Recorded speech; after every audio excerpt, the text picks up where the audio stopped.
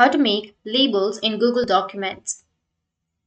So if you want to make labels in Google Documents, then first you need to open up your Google Documents. Once you open up your Google Documents, you need to simply go with your document in which you would like to make labels. Now, what you need to do is just simply go with add-ons. You will have an option of add-ons, which will be under your extensions. Click on add-ons and then go with get add-ons. And here you need to search for labels.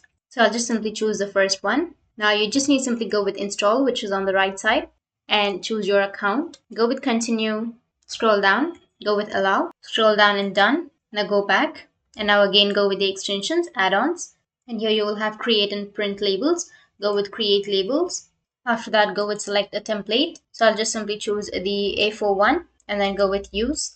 And here you will have the first interface. So you just need simply go and enter something. I'll just enter the address. Once you enter the information, now you just need simply select it and go with the format, go with alignment, and I'll just choose middle alignment and go with format, table, table properties, go with cell, and then middle alignment, and that's it.